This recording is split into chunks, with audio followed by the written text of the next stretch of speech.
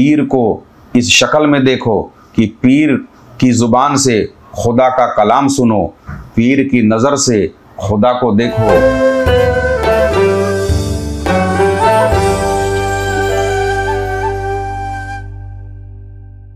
बिस्मिल्लाहिर्रहमानिर्रहीम। अल्लाहुम्मा सल्लि व सल्लिम अला सय्यदना मुहम्मदिन व अला आलि सय्यदना मुहम्मदिन कमा तुहिब्बु व तर्दा बि अन तुसल्लि अलैहि सल्लल्लाहु तआला अलैहि वसल्लम। बंदे रहमान या बंदे शैतान, फरमाने इलाही है। अल्लाह तबारक व तआला शैतान से मुखातिब होकर फरमाता है कि सुन, बेशक वो जो मेरे बंदे हैं उन पर तेरी हुक्मरानी नहीं चल सकती है। अल्लाह तबारक व तआला शैतान को मुखातिब होकर फरमाता है कि ऐ शैतान, ऐ मेरे दर से निकाले हुए, तू ये सुन, बेशक जो हकीकी मानों में हमारे बंदे हैं उन पर तेरी कोई ताकत, तेरा कोई जालसाजी उन पर नहीं चलती। वो कौन लोग हैं जिन पर तेरी किसी तरह की साजिश के तरह मकरो फरेब के शिकार नहीं होते? वो लोग हैं जो आलमे दिल तक के पहुंच चुके हैं, यानी अपने दिल के राज को समझ चुके हैं, जो दिल के असरार को समझ चुके हैं, कल्ब के हालात से आगाह हो चुके हैं, मुझसे गाफिल नहीं है। उन पर तेरा कोई भी वार नहीं चल सकता, वो तेरे बंदे नहीं हो सकते। ये वो लोग हैं जो शैतान के हाथों से निकल चुके हैं। शैतान के हाथों से निकलने के बाद ये इमाम व मुक्तदा बन चुके हैं, यानी वक्त की इमामत और मुक्तदाई पेशवाई इनके सुपुर्द की गई है। और पीर इन्हीं लोगों के लिए होते हैं। समझ में आया? यानी राह सुलूक की मंजिलें तय करने के लिए पीर बनाना ज़रूरी होता है। पीर का काम क्या है, ये इस आज की हमारी इस बात के अंदर उसका मकसद ये है कि पीर जो है, पीर के हाथों पे हाथ देकर बैत होने का मतलब ये है कि किसी बंदे रहमान के हाथों अपने आप को उनके सुपुर्द कर देना, ताकि तुम्हारे दिल की दुनिया के अंदर, जो तुम्हारे दिल के तख्त पर शैतान का वो दिल मस्कन बन चुका है, हकीकी मानों में दिल मस्कने रहमान है, ना कि मस्कने शैतान। यानी अल्लाह के कल्बुल मोमिन अर्शिल्लाह, मोमिन का कल्ब अल्लाह का अर्श है। दिल सही मानों में अल्लाह की तजल्लियों की जगह है, ना कि शैतान की कयामगाह। तो अपने दिल की तारीकियों को दूर करने के लिए ही किसी पीर की ज़रूरत होती है, ताकि वो तुम्हारे दिल की तारीकियों को अपने तालीम और रियाज़ात के ज़रिए दूर करे, ताकि वहाँ से शैतान खारिज हो और रहमान की तजल्लियाँ उस पर ज़ाहिर हों। ये वो लोग हैं जो कामयाब लोग हैं। इन पर शैतान से खुद को इन्होंने दूरी बना लिया है, शैतान इनसे दूर हो चुका है। ना कि उन लोगों के लिए जो नफ्स की जाल में फंसे हुए हैं, मगर जो शख्स नफ्स की जाल में, नफ्स की साजिशों में, नफ्स की ख्वाहिशात में फंसा हुआ है, ये इससे नहीं निकल सकता। शैतान के मकरो फरेब से, उसके जाल से, उसके चाल से वो कभी भी नहीं बच सकता। वो दिल की दुनिया तक नहीं पहुंचे हैं। ऐसे लोग जो नफ्स अम्मारा की तारीकियों में डूबे हुए हैं, नफ्स की जाल में फंसे हुए हैं, वो दिल के असरार और दिल की दुनिया से वाकिफ नहीं हो सकते। हाँ, मर्दाने हक और हैं और मर्दाने रहमान और हैं, यानी बंदे खुदा और है और बंदे रहमान और है और बंदे शैतान और है। जिसने अपने दिल के अंदर दुनिया की हिर्स व हवस, लालच, इन तमाम चीज़ों को नफ्स की गुलामी के तहत कबूल कर रखा है, नफ्स की ख्वाहिशात के पीछे भागता है, हकीकी मानों में वो अपने नफ्स और शैतान और अपने ख्वाहिशात का गुलाम है, इनके हाथों बिका हुआ है। ये ख्वाहिशात जहाँ जहाँ चाहते हैं उसको लेकर जाते हैं। मगर ये मशाइख, ये पीराने उज़ाम या आपके मुरीद होने का भी मकसद यही है कि आपका दिल नफ्स की तारीकियां जो उसको घेरे हुई हैं उसमें रोशनी आए। ये वो मकाम रहमानी है, मगर कब्जा यहाँ शैतानी है। ये दिल जो है मकाम रहमानी है, मगर कब्जा यहाँ पर शैतानी है। इस घुसपैठिए को, इस अवैध कब्जा करने वाले को इस दिल से दूर करो ताकि रहमान की तजल्लियां वहां पर जाहिर होना शुरू हो जाएं।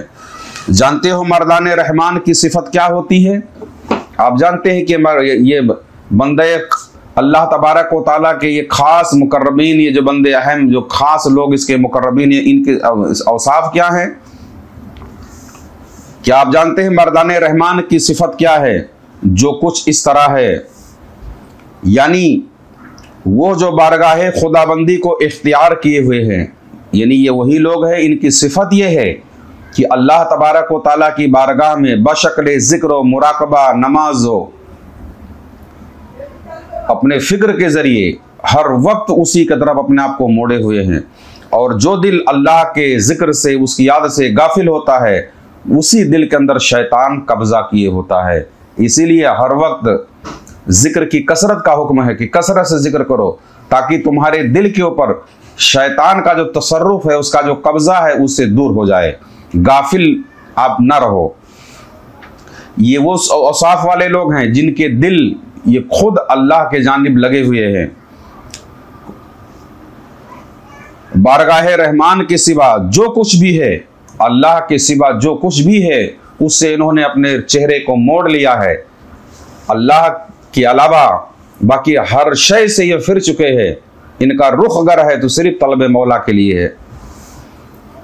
सब ने अपने ज़मीर के अंदर सब छोड़कर सिर्फ अल्लाह ताला का नाम लेते हैं, यानी इनके अंदर कोई भी ख्वाहिश, कोई तलब नहीं होती। सिर्फ इनका मतलूब अगर है तो वो है ज़ाते बारी ताला। उस ज़ात की मारिफत हासिल करने के लिए पीर की ज़रूरत होती है। जो पीर आपको मारिफत नफ्स करा के, जो आपकी मारिफत नफ्स कराए, और जब नफ्स की मारिफत आपको हो जाएगी तो उसके बाद जो है मन अरफा नफ्सहू फ़क़द अरफा रब्बहू, जिसने अपने नफ्स को समझा उसने अपने रब को समझा। नफ्स को पहचानो ताकि अपने रब की पहचान आपके लिए आसान हो सके, अल्लाह की मारिफत आपको हासिल हो सके। ये हर वक्त अल्लाह ही अल्लाह में लगे रहते हैं। पीर की पनाह तरीक़त में आ गए हैं ये लोग। ये होता कैसे है कि इस मंजिल के जो मुसाफिर हैं, वो जो है पीराने तरीक़त, जो शैतान के इन चालाकियों से बचकर किस तरीके से इन्होंने शैतान को अपने दिल से निकाला है, इस बुतकदे को कैसे अपने महबूब को इस बुतकदे से, बुत को हटा करके मोहब्बत को, जो बुत हमारे दिल के अंदर बैठा हुआ है शैतानी शक्ल में, उस पर नफ्स का एक अंधेरा काला बादल छाया हुआ है, उस अंधेरे में आपको कुछ नजर ही नहीं आता, इसको कैसे साफ किया जाए, यही काम है मशाइख का और पीराने किराम का। इसके सिवा और कोई मकसद नहीं। इसके सिवा जो कुछ भी मकसद हो उसको सिर्फ दुनियादारी और तिजारत कहते हैं। हकीकत तो यही है। ये सब वो लोग हैं जो किसी पीर की पनाह में आ गए और पीर उनको सही मानों में अपना हक अदा करता हुआ, अगर ये सलाहियत नहीं है तो बेशक किसी बंदे खुदा पर को उसके हाथ को अपने हाथ में नहीं लेना चाहिए कि जो खुद आप राह ना चले हुए हो, तो जो खुद राह ना चला होगा वो दूसरों को राह क्या चलाएगा। उनका हो गए हैं और उनका हाल तो ये है कि अपने महबूब के सिवा, यानी अल्लाह के तलब के सिवा पीर को भी अगर सालिक मानता है तो इस शक्ल में कि ये भी खुदा के ही नूर का ज़हूर है। पीर का कदम बोसी, उसका हाथ चूमना, उसका एहतराम करना क्या मानी रखता है, किस वजह से करते हैं,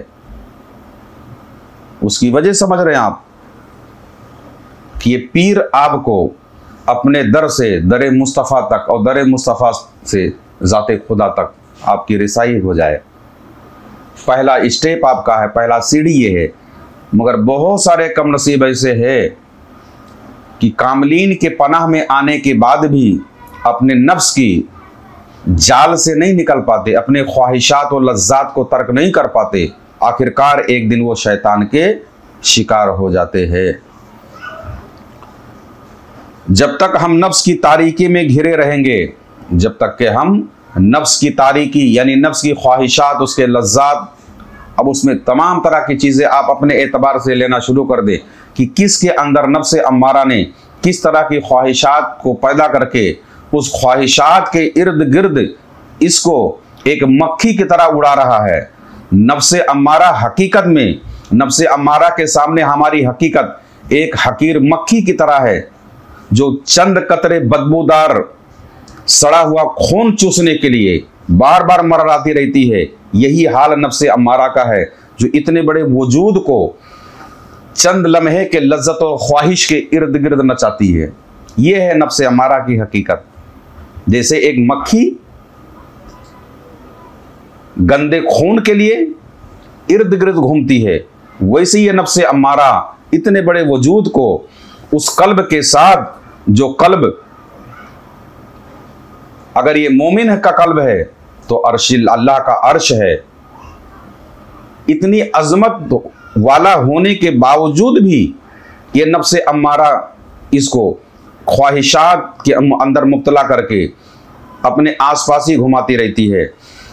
जब तक के हम नफ्स की तारीकी में घिरे रहेंगे, ये दिल शैतान का घर बना रहेगा।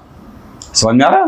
जब तक के हम नफ्स की तारीकियों में घिरे रहेंगे, ये दिल जो है ये शैतान का घर बना रहेगा, जो अमल से, आपके कौलो फेल से, आपके हरकत से जाहिर होगा कि आपके दिल में रहमान के बजाय शैतान का कब्जा है। शैतान ने वहाँ तारीकी मचाई हुई है। नफ्स का अंधेरा, नफ्स की तारीकी से आप मुकम्मल तारीक हो चुके हो। नफ्स अम्मारा के लिए ही होता है, चाहे वो कोई इबादत हो।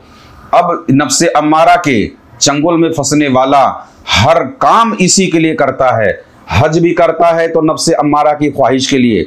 ये लोग कहेंगे हाजी साहब है, नमाज भी पढ़ता है तो नफ्स अम्मारा के कहने पर, रोजा भी रखता है, हज भी करता है, ज़कात भी देता है, तमाम इबादात भी जो करता है, उसके अंदर अगर अल्लाह की मर्जी, उसकी रिजा शामिल ना हो तो और है क्या? ये बताइए हमको। आपकी इबादत, आपकी रियाजत या मेरे ये बोलने का मकसद या आपके सुनने का मकसद अगर अल्लाह की रिजा ना शामिल इसमें हो, अल्लाह के कुर्ब के लिए अगर ये ना हो, मारिफत इलाही का सबब ना हो, तो है फिर क्या? वो दूसरों को सुनाने के लिए, दूसरों को बताने के लिए, ताकि आप अपने इल्म की काबिलियत झाड़ सकें। ये सब नफ्स अम्मारा की साजिश है। पूरी पूरी जिंदगी आप इबादत करके अगर उसमें मकसद अल्लाह की रज़ा ना हो, अल्लाह की खुशनुदी ना हो, तो कुछ हाथ नहीं आने वाला है। यहां तक कि कोई इबादत ही क्यों ना हो, क्योंकि इनका बातिन, ये जो कुछ भी करते हैं वो सिर्फ नफ्स के लिए करते हैं, क्योंकि इनका बातिन शैतान का मस्कन है, यानी इनके दिल में शैतान घुस के बैठा हुआ है। यानी बातिन हकीकत के अंदर हमारे क्या है? वो शैतान बैठा हुआ है। और हर बर्तन में एक बात याद रखें कि जिस बर्तन में जो होगा उसमें से वही निकलेगा। बात समझ आ रही है? जिस बर्तन में जो सामान होगा, हंडिया में जो होगा, प्लेट में वही आएगा। तो आपके दिल में जो कुछ था वो जाहिर हो रहा है। ये बहुत सारे लोग आके बैठ करके घंटा 2 घंटा जिक्र फिक्र मुराकबे में लगे रहते हैं, मगर दिल उनका जो है शैतान का मस्कन बना हुआ होता है।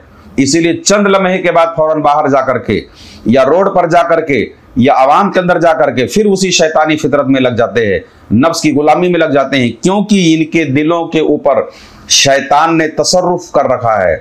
इनका दिल शैतान के पंजे में है। शैतान इनके दिल के तख्त पर जलवा किया हुआ है, उस पर अपने काली साए को डाला हुआ है। नफ्स ने तारीकियों से इनको घेर रखा है। यानी जो चीज हमारे दिल में है फिर हमारे कौलो फेल के जरिए हमसे वही जाहिर हो जाती है। जो अंदर मौजूद थी अगरचे हम वही जाहिर हुई। जो हम चाहें जो हमारे अंदर मौजूद होगा वही उसके अंदर जो होगा अंदर वही निकलेगा। हमसे वो काम जाहिर हो जो शैतानी नहीं हो। अगर आप ये चाहते हैं कि हमसे वो काम जाहिर ना हो जो शैतानी काम हो, तो अपने काम की, अगर ये आप चाहते हैं कि हमारे से वो काम जाहिर हो जो शैतानी ना हो, तो आपको क्या काम करना पड़ेगा? तो अपने हाथ को किसी पीरे कामिल, किसी मर्दाने हक के हाथों में हाथ दे देना पड़ेगा। उसी को कहते हैं मुरीद होना। बात समझ में आ रही है?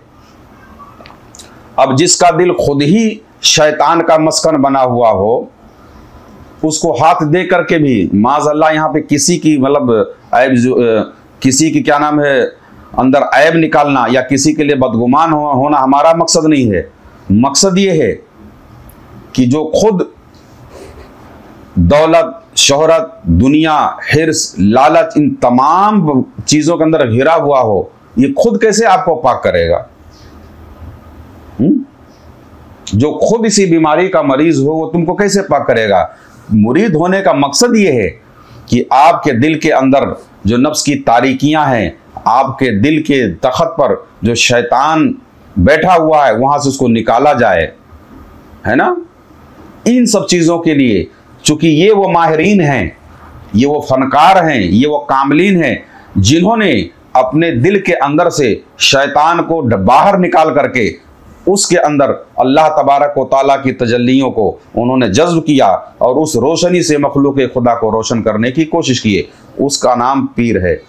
इसी को पीरे कामिल कहते हैं,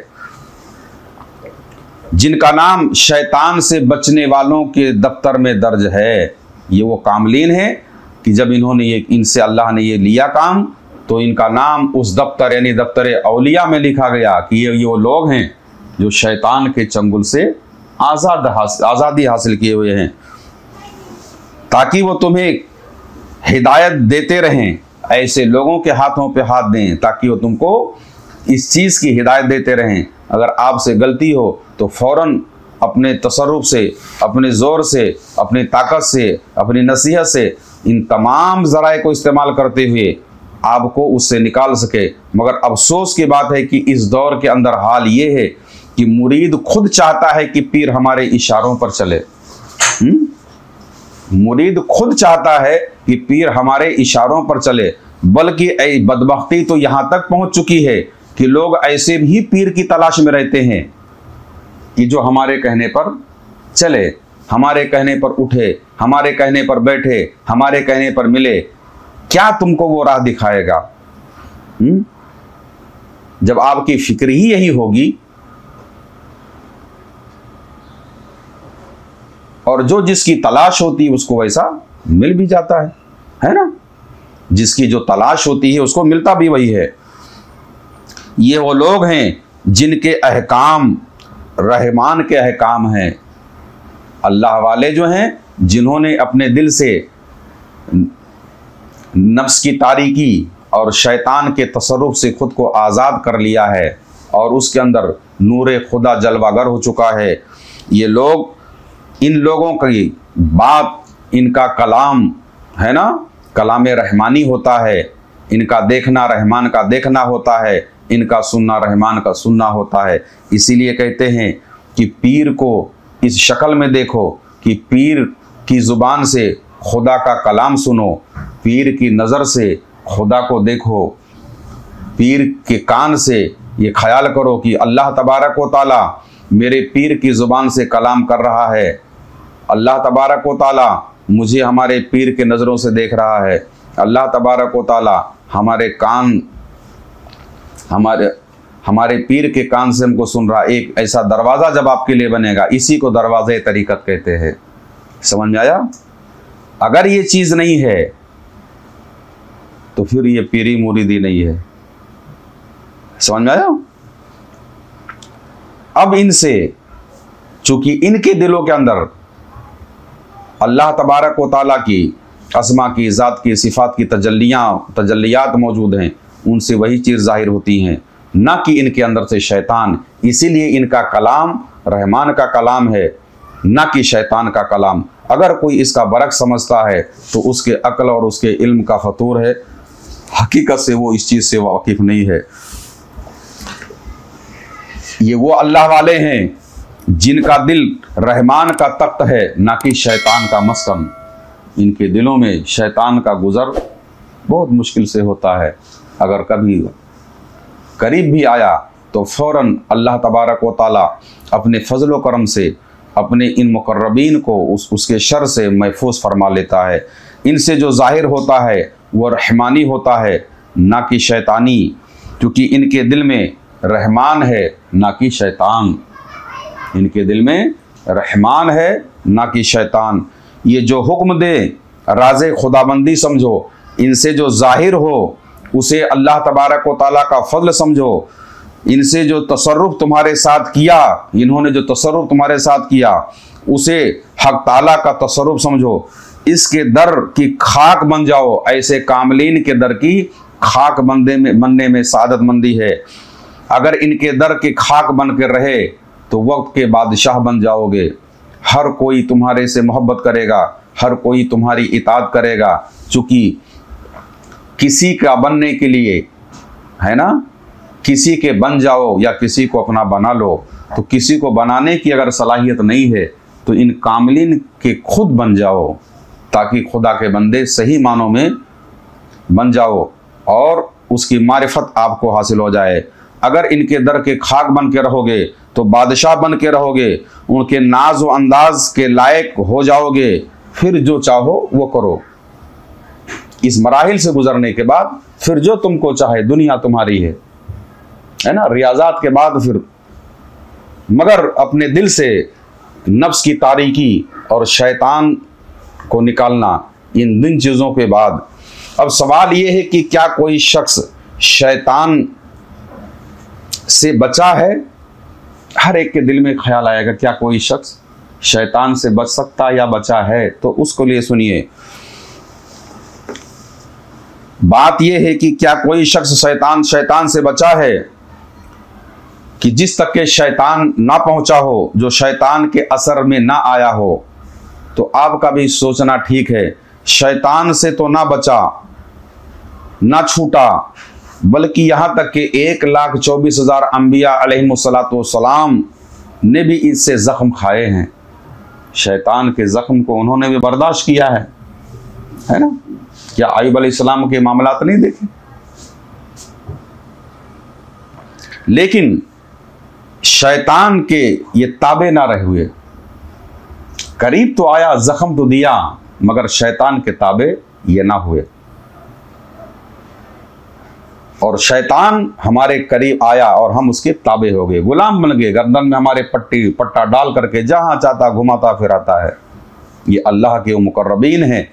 बेशक कोई ने बचा है उसके शर से, उसकी साजिशों से, मगर उसके ताबे बनकर ना रहे, उसके इताअत गुजार ना बन के ना रहे, है ना, उसके बंदे बनकर नहीं रहे। ये पीराने किराम जिनके हाथों में इन्होंने अपने हाथों को दिया, उनसे रहबरी लेकर के फ़ौरन उससे निजात पाने की उन्होंने कोशिश किया। बात समझ आ रही है? अल्लाह तबारक व तआला के बारगाह में दुआ है, मौला करीम हम सबको नफ्स व शैतान के शर व फसाद से महफूज फरमाए, और जो इनके शैतान के हाथों में आया वो उसकी रियाया बन गया, उसके ग़ुलाम बन गए, उसके तादगुजार बन गए, उसी के ताबे रहे। अल्लाह तबारक व तआला हम सबको बंदे रहमान अपना बंदा बनने के तौफीक अता फरमाए, ना कि बंदे शैतान। अल्लाह शैतान और नफ्स की तमाम तरह की शर व फसाद व तारीकी से महफूज फरमाए। आमीन सुम्मा आमीन बिरहमती का या अरहम राहिमीन। तमाम नाज़रीन व सामीन जो हमको देखते सुनते हैं, अगर हमारी बातें उनको अच्छी लगती है तो इसको दूसरों तक भी पहुंचाने की कोशिश करें, ताकि इस कार्य खैर के अंदर आप भी शिरकत करें, आप भी इसके फैलाने के असबाब में शामिल हो जाएं। अल्लाह तबारक व तआला आप लोगों इसको नफ्स व शैतान से महफूज फरमाए और आप लोगों की दिली मुरादें पूरी फरमाए। आमीन सुम्मा आमीन बिरहमती का या अरहमर राहिमीन। अगर आप भी कुछ रूहानी खिदमत करना चाहते हैं तो इस चैनल को सब्सक्राइब करें और इसका लिंक भी शेयर करें।